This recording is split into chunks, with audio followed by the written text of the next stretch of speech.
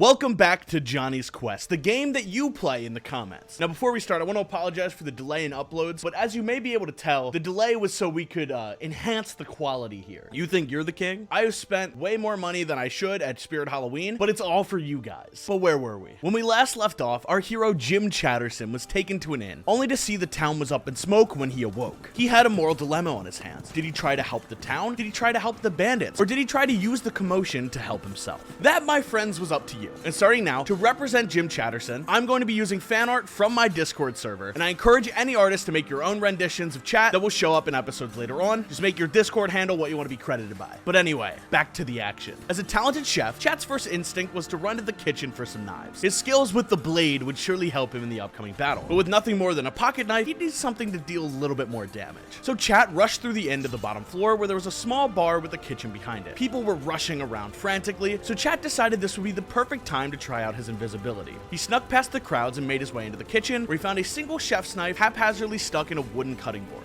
After yanking out the knife, his invisibility wore off. But while in the kitchen, Chat had a realization. The bazooka that he picked up earlier might not be as useful as he originally had hoped. It's heavy and has been slowing him down a bit, but regardless, he made the conscious decision to keep it and make his way into the fight. But before he joined the battle, he would need a plan. He had a weapon now, but the bandits still outnumbered him and the town's militia 2 or 3 to 1. Those aren't good odds. Being a former Waffle House employee, Chat had been in his fair share of brawls, but never one of this size. So feeling confident in his negotiation abilities, he decided to try and convince some of the bandits to join his side and fight for the town. With that plan in place, Chat rushed into the battlefield and immediately ran into his first bandit. Except unlike the other bandits that he saw riding on horseback, this bandit was a little different. You there! Fight me! It was a horseman. Chat had never seen something like this before. Are you gonna keep standing there, or are you going to fight me? Chat asked the horseman why he wanted to fight so badly. I am Brandorf, noble steed of royalty, and I thirst for bloodshed. I must fight a worthy adversary? Chat questions the horse further. If they really are a noble steed, why are they fighting for the bandits? Simple-minded you are. I wish to prove myself before Sir Thedric,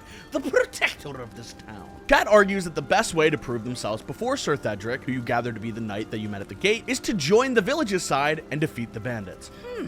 You pose an interesting solution to my quandary. You also add that he'll probably get more bloodshed if he fights the bandits because there's more of them. Correct you are, but Sir Thedric is stronger than 100 soldiers combined. I wish to fight him as well. You tell Brandolph that he can do both and just challenge Thedric after the battle.